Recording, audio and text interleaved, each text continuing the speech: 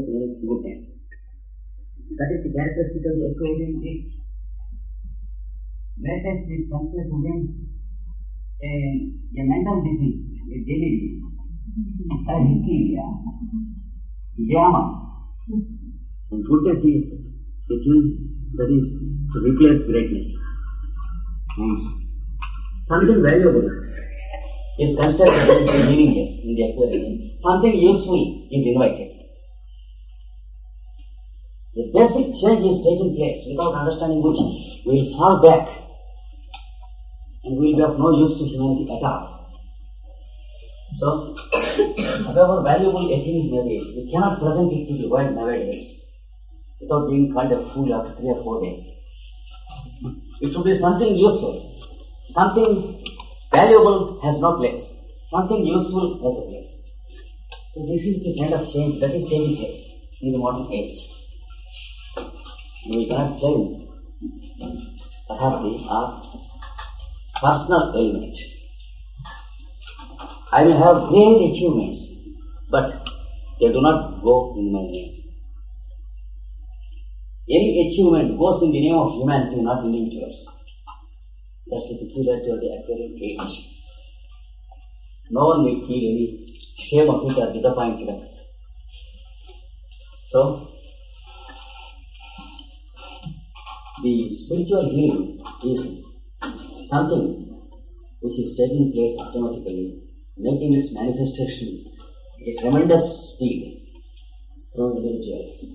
And it is to systematize the approach of these individuals that Master.E.K has given the book, The Esoteric Healing. Because the masters know the need of the day. And they are always timely to provide things. Not that they don't have this knowledge before, but they don't impose knowledge unless it is needed. That's the approach of the masters. Just like a good host,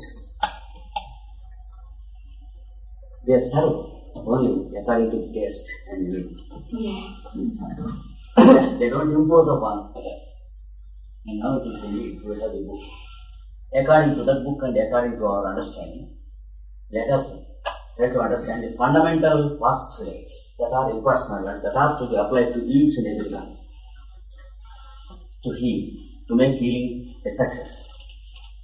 The first postulate is, let the healer be healthy.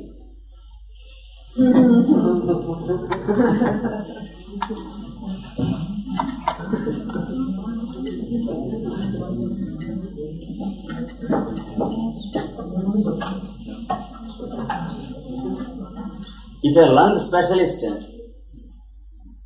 suffers from asthma or TB, we lose our confidence.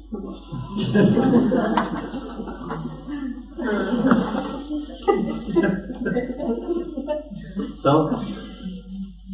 we find many healers too nervous, too hysterical, too psychic, and having depressions. They suffer from anxiety, anxiousness in life. They say, I heal. How can you heal? Be healed first. First postulate. Be ready to use the required branch of healing. Let it be allopathy or homeopathy or dietetics or spiritual healing or magnetic. Find out what is required by you. Apply it to yourself. The second postulate is, it is only a healthy mind that can understand a disease.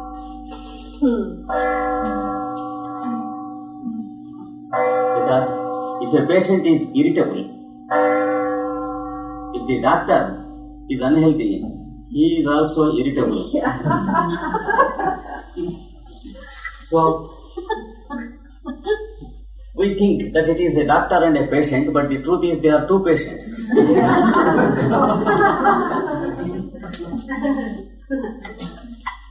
So here, homeopathy comes to our age and whispers in our ear, my dear doctor, you are having a disease which is called susceptibility to moods. Heal yourself. Select a medicine that is most similar in the mental symptoms to your constitution. Take a dose or two, minimum doses. Get yourself healed. Get transformed. And test yourself if you can stand calm when your patient is irritated. Then you are ready to heal.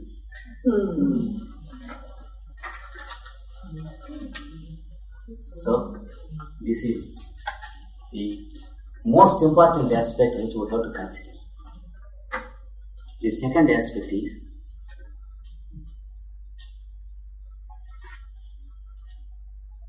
to heal yourself. Unless you know how to heal yourself, you cannot be a good healer of others. And to heal yourself successfully, what is required? There are two things. One is wrong and the other is right. One. To be conscious of one's own disease.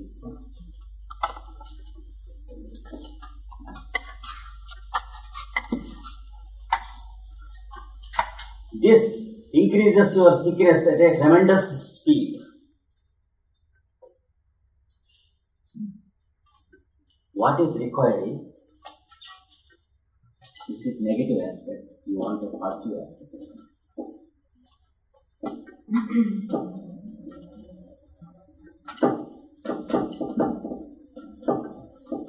Take timely steps, that is what is required. You are not expected to be conscious of your own disease continuously. Taking required steps has nothing to do with being conscious of your disease. There are two different things. The first trait is the most undesirable trait that leads the patient straight to the grave in spite of the best doctor. Because it eats the person. Here, the hearer has to switch off the mind of the patient from his disease. He should be able to do it. Otherwise, he cannot be a doctor, he cannot be a healer. I warn you, every medical practitioner cannot be a doctor. Practitioner is different from doctor. A doctor should be able to divert the mind of the patient from negativism to positivism.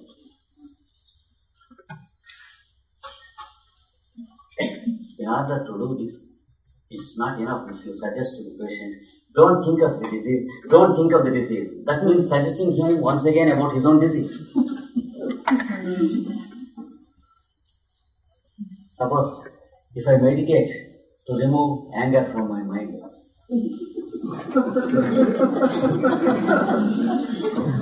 what happens? I am meditating upon anger.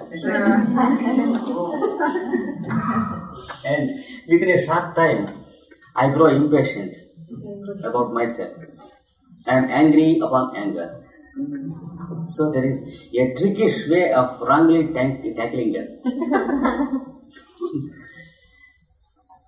So, you should create a nucleus of some new activity which is of a positive nature in the mind of the patient. You should engage him off the disease in something which is positive. You should suggest the mind to do something. You can never suggest the mind not to do anything. It is wrong, you will fail. This is the reason why many yogic students fail in their practice of yoga. Because they close their eyes. They suggest to their mind not to think of anything, not to think of anything.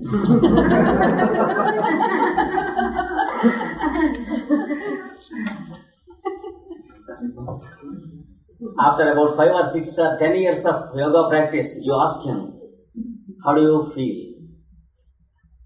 Do you succeed? Is your mind free from thinking? He says, Just trying. I may succeed in the next few years.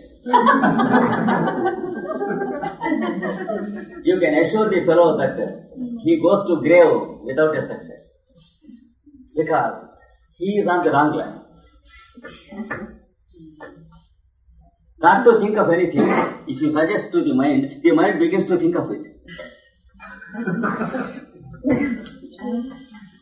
So, a negative approach is never needed. Is never required. A positive approach, ask the mind to do something which eliminates the mind from existence. That is the process of yoga. Ask the mind to observe the movements of the respiration. Like that, suggest something for the fellow. Otherwise, he is too mischievous. There was a little story, allegory about the mind in the Indian tradition. See? A fellow went to a Swamiji and asked him, you give me a mantra to do, with which I can conquer all the world. And the Swamiji said, dangerous, don't have such thoughts, he said. But the fellow insisted, give me the mantra if you know. The Swamiji said, I know it, but it is dangerous. He said, if you know, give it to me. Then I will give it to you. Do this mantra for 21 days. A great giant will stand before you. He can do anything in this world. But it is up to you to suggest something every moment to him. The moment you fail to suggest anything, he will eat you.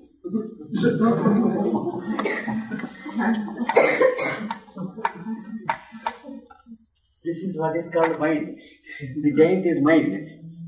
This is a story, a parable about the mind. And the fellow, he meditated upon the mantra for 20 days. And on 21st day, there was the giant standing before him, said, what do you want? And he said, oh, meals. And the giant, here is meals, eat. And he is eating. Next, tell me something. Water. He said, here is water. Then he was agitated. He said, take this table and put it there. And the giant said, it is there. And when he saw the table was not here, it was there. And put this table there. Then he said, take this house there. And the giant said, it is there. Take this mountain there. Then the fellow lost his head and he did not know what to do. And the giant opened his mouth, I will eat you. And then he ran to the Swamiji in the meanwhile, speaking, bring water, bring tumbler, bring watch, bring paper.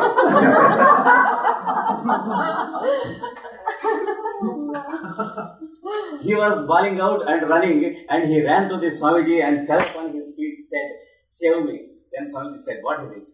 This fellow is eating me, you take him away, I don't want this mantra, you cancel it. And the Swamiji said, I know only the mantra, I don't know the process of cancelling it. It is with my guru. That's the reason why I didn't meditate upon this mantra. It was there with me for a long time, but I don't know how to cancel it. Go to my guru. Where is he? He is in the Alps. So, from Scandinavia to Alps, this fellow ran. And then there was his guru. Why are you so much frightened? He said, the giant is chasing me. He will eat me. Don't worry. He will not approach. There, my presence is there. Sit down for some time, eat and drink the water. Take coffee, take bread, lala. And then tell me. The giant is there, he said. I will tell you a solution which is very easy. You would have yourself discovered it, good fellow. I will tell you. And in his ear, he whispered something. Oh, it is so easy, he said. The solution. Now I will tackle the giant. And he went there. The giant said, something to do. Then he said, bring a big pillar here. The giant said, here is the pillar. Establish it here. Then the pillar is fixed. Then he said, go up the pillar. The giants went up and cried from there. He said, come down. He came down. Go up, come down. Go up, come down. Be doing this until I call you.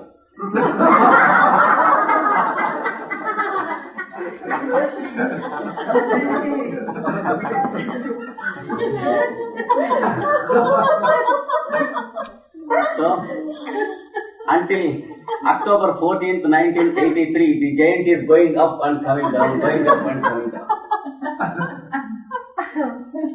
This is the little story about mind, narrated in the legendary fables of India. So, how to control the mind? Not by thinking about the mind or asking the mind to control, but by suggesting something which is significant, which can control the mind. So, create a new center of activity to the mind. Let it be a fine art, a science, a pursuit, a study, where the fellow is kept active. I know my experience with this. We have as many as 83 big clinics in India, conducted by my students in the what I call the new era healing, which includes allopathy, homeopathy, naturopathy, and spiritual healing, supplementation healing. And there, people come forward to help the patients and to work in the clinic daily.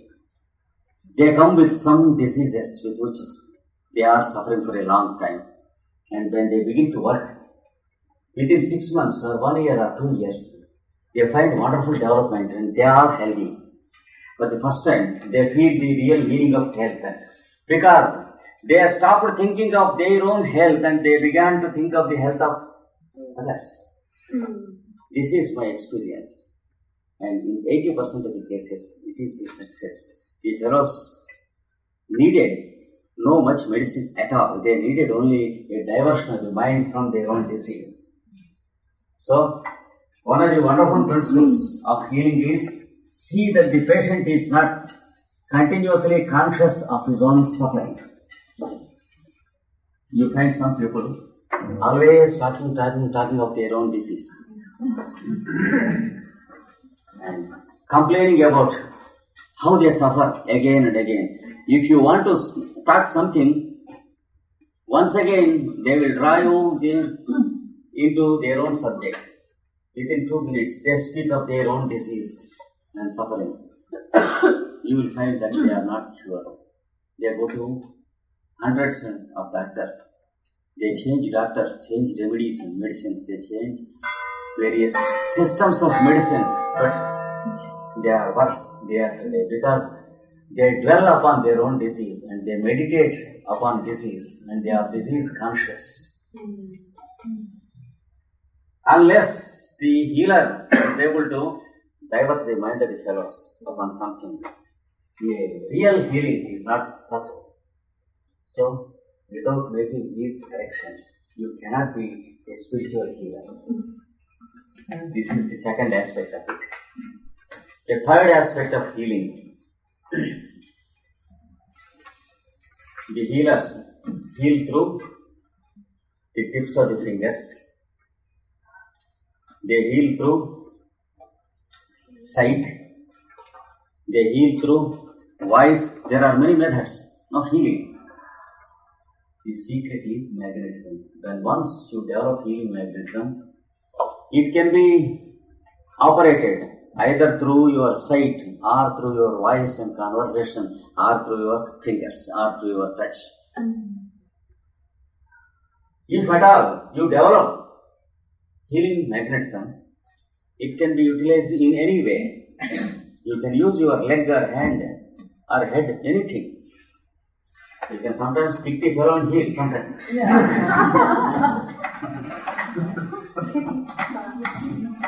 So, don't specify exclusively a method to heal. Have all the methods. One method is useful in one case, another method is useful in another case. And your common sense should be your constant teacher. The way of applying is with you, the keys are with you. Many times we don't use common sense.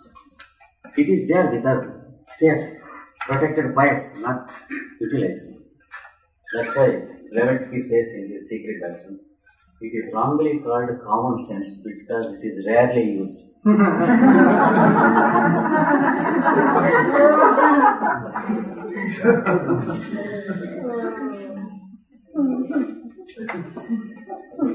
So,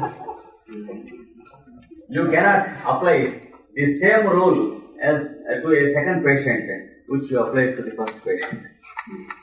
For example, the naturopath suggests fast. It works with certain people. It works havoc with certain people. So you should be careful to suggest fasting to Mr. X and to suggest Mr. Y not to fast.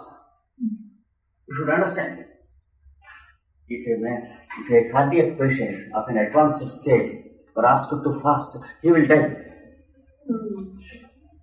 Should be careful. There are certain patients who are better by fasting, but there are certain patients who may die by fasting. And suppose the Hatha Yoga teacher suggests the same asana to every patient to cure himself. In some patients it is wonderful, the cure is wonderful. In some patients it works dangerously and there are casualties. For example, Shirshasana, head down posture. You suggest Shirshasana to a fellow having some bodily pains and some debility, etc. It is wonderful. But you suggest it to a fellow having a history of epileptic sickness, the grand mal. The fellow immediately gets the attack whenever he does Shirshasana, because blood rushes to the head and the fellow has the attack once again, the crisis is there. And from that day onwards, his epilepsy increases until it is too damaging. Sometimes there will be a condition of stasis. So, you should have a selective and judicious way of applying methods. Then only you are called a healer and a doctor. So, you should be able to use your fingers or your sight. Many times you should practice it without professing that you are healing. Then you will be able to heal to a maximum extent, because 50% of the patients, they are doctor conscious, doctor sensitive and healer sensitive.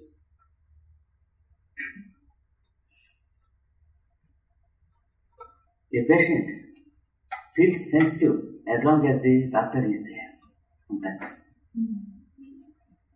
Then the doctor cannot have a normal understanding of his pulse and heart and respiration, because he is agitated. When the doctor goes, within 10 minutes, the fellow is having another pulse rate and another heartbeat and another type of respiration. We had a better experience when we were students. I was 16 and we were studying in a college, and there was a medical test for all of us every year. And the doctor has remarked for more than 95% of the patients suffering from heart palpitation. Something wrong. The professors and the principal of our college, they were very much worried, annoyed. Why so many students are having palpitation of heart? What's the hell of it? Something wrong with the medical examination. Once again conducted with another doctor. It was quite normal. No fellow was suffering from heart palpitation. In the first case, you know what happened? The doctor arranged his examination in the third floor. And the students are required to walk up the 3 floors And when they are gasping, and when they see the doctor, they have the nervous palpitation, and then immediately they are tested.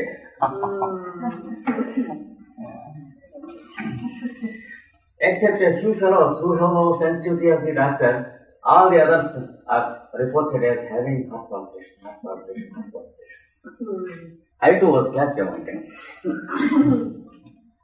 And again, this is what happens to the doctor. So, if the healer professes that he is a healer, there are many patients who are sensitive, and the moment a patient feels sensitive of the doctor or a healer, the centers that have to be opened up to the energies of healing, they close, they get blocked. There will be a blockage of energy centers. And it is very, very difficult for the healer to tackle the cases. So, the best way of, the most effective way of healing is not to profess yourself as a healer.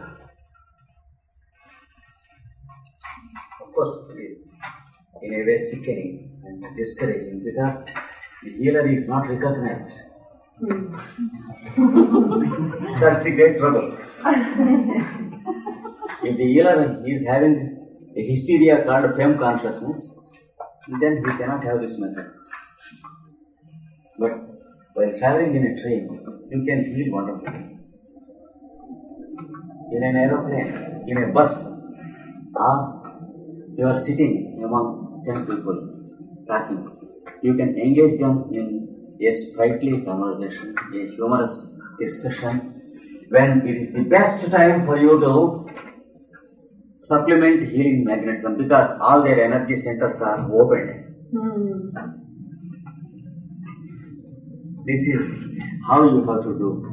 Even the doctor who uses medicine, it is for him to have a friendly contact with the patient because his magnetism heals while his medicine cures. Then you find the best results.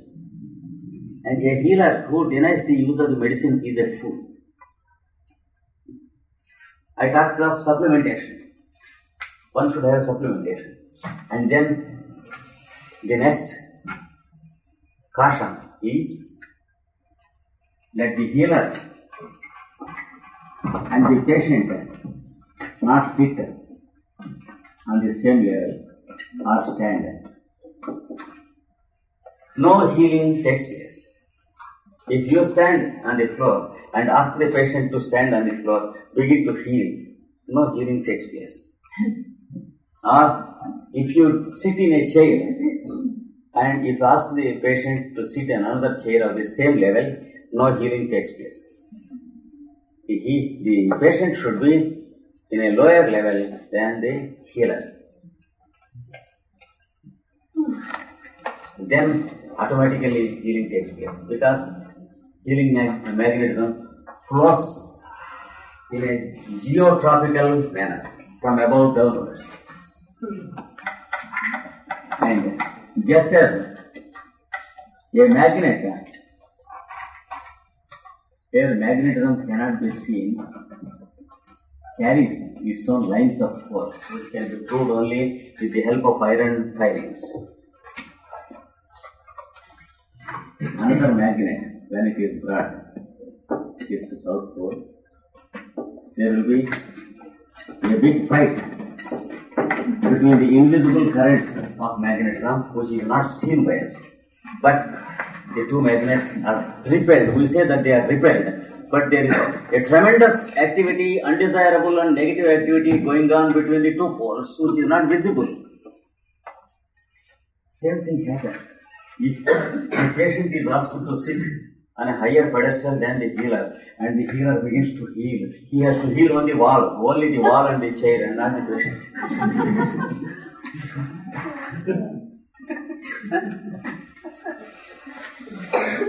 Even in experiments of hypnotism, let it be the best hypnotist, let the patient sit on the table and they let the hypnotist sit on the floor, let him hypnotize anyone. See, it is always a failure. It cannot be a success because Vital magnetism, that is human magnetism, flows from one person to another from above downwards. Why, you can ask? It is arranged that the earth receives this magnetism through the rays of the sun. The rays of the sun travel from above downwards. That's the reason why the human magnetism also flows from above downwards. So, you cannot ignore natural law and the process of the natural phenomena. So, this is another principle. Ask the patient to sit a little bit lower than you, not too low. If you sit here and make the patient sit somewhere here, there is no contact. If you ask the patient to stand on the street and you stand here, through the window you can't see.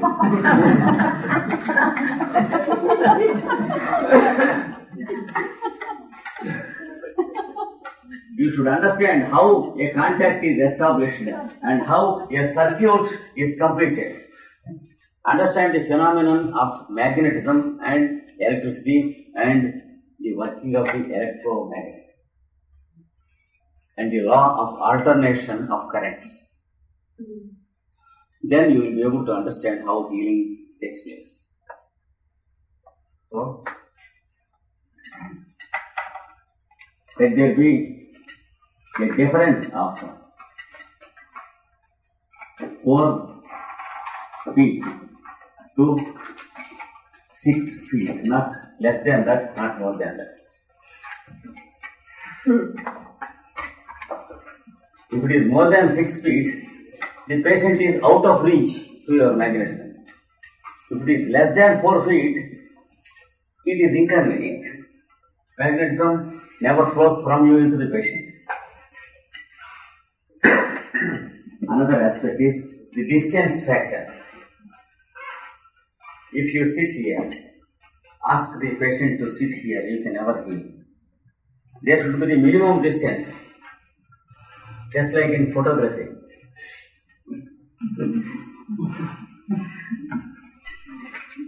You cannot use a camera, however superior it may be, or a lens, unless you have the minimum required distance. If you put the capsules here, you cannot see. You should have some distance, convenient distance, and not too much distance. You can heal a person who is sitting at a distance of a minimum 6 feet. That is a human height distance. The distance of an average human being's height of human being. 6 to 20 feet. Maximum you can conduct healing to a person who is sitting at the end of this room. Beyond that you can't do.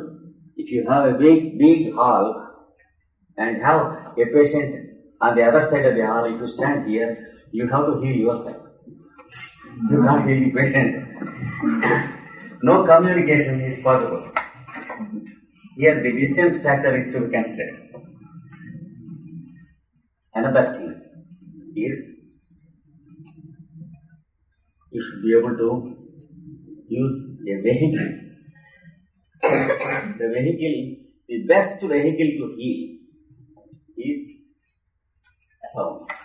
That's why the ancients gave us the method of catch words or holy sounds, the name of God or mantra.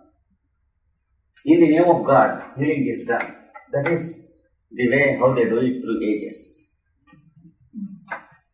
You know how Jesus the Christ was healing, and they asked him how to heal. He said, in the name of God. That is the secret. What is the name of God, by the way? Everyone has his own name of God, unfortunately. But there should be one name of God which heals. Then God said, you utter my name. Then the disciple asked, when I go to Egypt, And when they asked me, what is the name of your God? What should I say? What was the answer? What is the name given by God to Moses?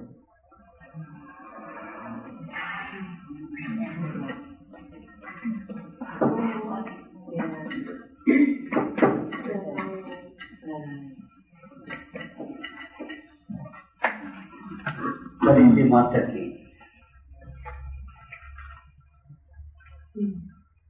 God never said his name was this. If God had said, my name is I am that I am, Moses would have gone to Egypt and said, he is that he is. My God is, he is that he is. God never said, I am that I am, but he said, tell him, I am that I am. That is what he is. That means, the person who goes there should tell him, I am that I am. He should never tell he is that he is.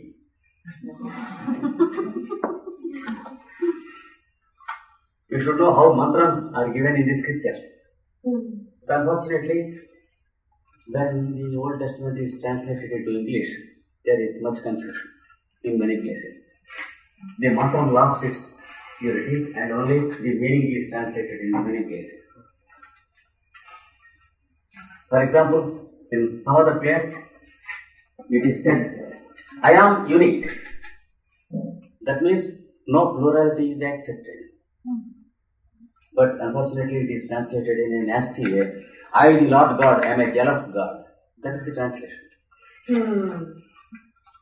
So, God is made ugly and jealous because of the translator.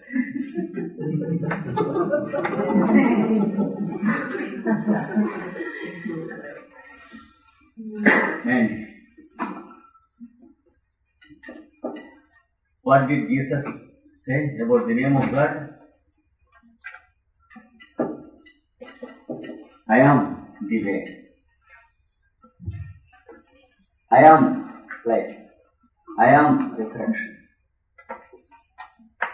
But the Sunday teacher teaches us, he is life. He is life. He is the way. He is resurrection. Now, it is not he is, but it is I am. God should exist in your heart, not in the picture or in the church or in the tower. So, this is the one. In the Bhagavad Gita, he said, I am the one who initiated the sun god into the first existence. That means, when there was no sun to this solar system, there was no solar system existing. In this space, there was an awakening whose meaning is I am. And then there was the existence of the sun. And he shines forth from that time onwards. So, the healer should have this as the name of God. Through the I am of every healer, healing others. That is what Jesus said, in the name of God. But we have, unfortunately, two I ams. One is the false I am, Antichrist, and the other is the real I am, the Lord. We should be able to utter the name of the real I am. Just within half a minute, I will speak of it. We have the five senses and the mind working.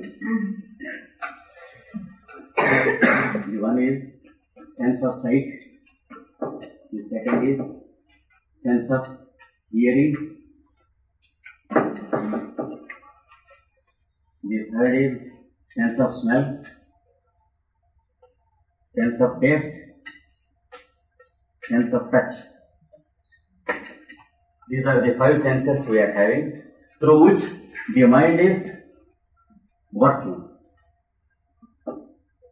and through which the environment is forcing itself upon the mind. And the mind is receiving the environment and reacting to the environment.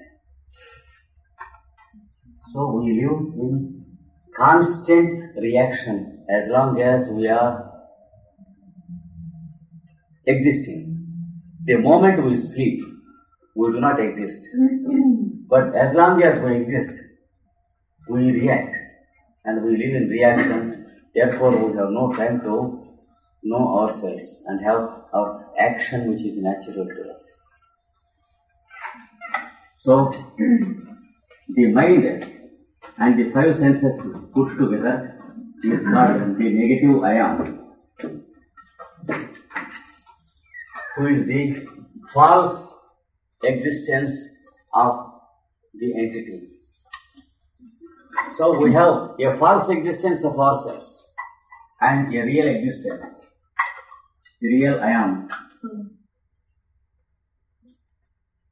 who shines forth as mind and who shines forth as the five senses and the faculties, and he has no sleep. This fellow sleeps, that is the mind and the senses, and we say we sleep. In fact, we don't sleep. If we sleep, what happens? The heart sleeps, the lungs sleep, and the body has to be thrown into cemetery. So we are not sleeping. It is only the mind and the senses that are sleeping, whereas we are there, taking care that the lungs are respiring, and the heart is beating, and the blood is circulating, and the food we have eaten is being digested. We eat sometimes heavy dinner and we sleep. What happens if the stomach also sleeps? What happens when if the lungs sleep, if the heart sleeps? For 2 minutes, give me rest. If the heart asks, for 2 minutes, within the 2 minutes, the fellow goes away from the body. So the fact is, we are not sleeping. It is only the mind and the senses, the false I am or the negative I am, the fellow who is sleeping. He is called the indweller, who is always conditioned by the environment, and the real dweller is called the Lord. So his name is I am that I am. So this is the import of all the scriptures of all nations of all types. Though each scripture is possessed by a separate religion, the scriptures are above religion and beyond religion, and they give us the same name of God. And the hearer is concerned with this name. He should know how to have a communion with the Lord. This fellow establishing a communion with this Lord is what is called yoga. The word yoga in Sanskrit means a union in the lower sense, a communion in the higher sense, and living as one with him in the highest sense. That is synthesis. Just as the petals of the flower with the flower live with the flower as one, we should live with the Lord, and you should practice this as a healer. Not that you have to practice all the 8 steps of yoga path, but you should be able to discriminate between the true I am and the false I am in you. The false I am includes the lower principles in you, which we call the physical,